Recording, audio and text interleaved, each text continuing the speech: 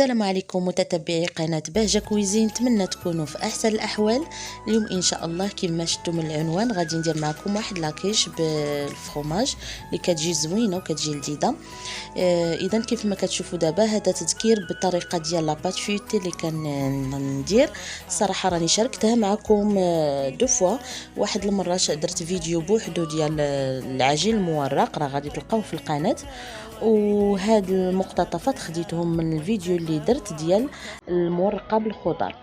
المهم راني غادي نخلي لكم في صندوق الوصف الرابط ديال طريقه عمل لاباط فيوتي بطريقه سهله وبسيطه.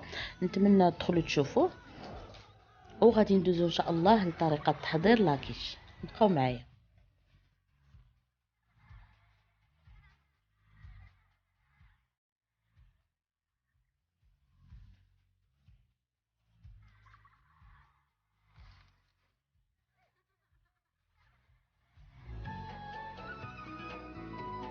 ورجعت لكم البنات باش نشوفوا المقادير اللي غادي نحتاجو. الصراحه ماشي شي حاجه كثيره. كيف ما كتشوفوا هنايا عندي العجين المورق، عندي 3 البيضات، عندي كاس ديال لا كريم فريش، وكاس مع مرش العنبه ديال الحليب، شويه الكوزه، شويه الملحه، شويه الابزار، والفرomاج على حسب الذوق من طبيعه الحال. كنتمنى البنات تجربوا هاد الوصفه، راه كتجي سهله وسريعه دغيا توجدوها. كيف ما كتشوفوا هنايا هذا هو لاباط فيوتي ديالنا اللي قديناه وخليناه في الثلاجه حتى بغيناه ان شاء الله وجبدناه. المهم البنات غادي ناخذ القياس اللي غادي نحتاج منه. المول ديالي اللي غادي ندير كل واحد والمول ديالو قداش. المهم غادي نقص هاد شويه لان كافياني العجينه، وغادي ندوزو ان شاء الله للطريقه ديال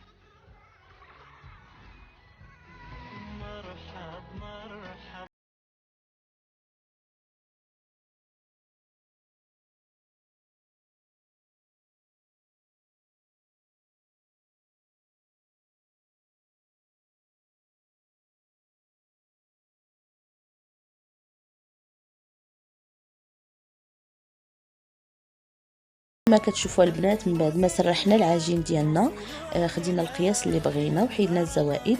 المهم كنديروه في الطاوه ديالنا اللي درنا لها شويه ديال الدقيق. الصراحه ما كتلصقش هاد العجينه لان كيف ما عرفتوا راه فيها الزبده ما كتلصقش. غادي نديرو ثقب هكا بهذه الطريقه وصافي ان شاء الله. غادي ندوزو الطريقه ديال التحضير الحشوه. كيف ما كتشوفوا معنا هنايا كيف ما قلنا عندنا البيض 3 البيضات، عندنا كاس كبير شويه ديال لا كريم فريش، وكاس لاروب ديال الحليب ديال كاس العنبه، وشويه الملحه كنسمو بالملحه، وشويه البزار وشويه الكوزه والفخوماج هو العنصر الرئيسي اللي عندنا في هاد الوصفه. البنات بالنسبه للفخوماج ممكن ديروا الانواع اللي كيعجبوكم، 3 الانواع ولا 4 ولا 2، المهم كيف ما ممكن تكتفيو بنوع واحد. هذه هي الطريقه اللي كندير انايا، ونتمنى تعجبكم ان شاء الله، ونخليكم مع تتمه الفيديو.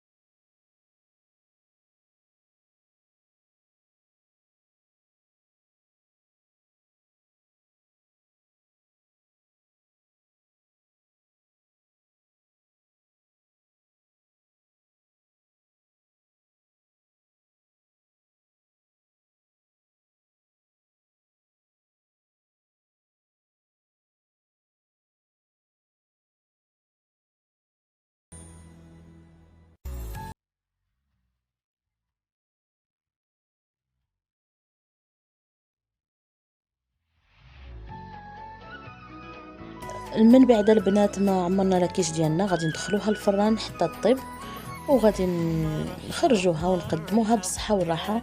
نتمنى البنات تجربوا هذه الوصفه كيف ما هي، وان شاء الله تعجبكم. كيف قلت لكم ممكن ديروا انواع ديال الفرomاج، راه حتى هو كيجي بها زوين. هي هذه الكيشه ديالنا من بعد ما كنخرجوها من الفران كنقسموها، كتجي رائعه، كتجي بنينه، كتجي لذيذه، واخا ما فيهاش عناصر بزاف. نتمنى تجربوها وتعجبكم. الى اللقاء مع وصفه اخرى ان شاء الله.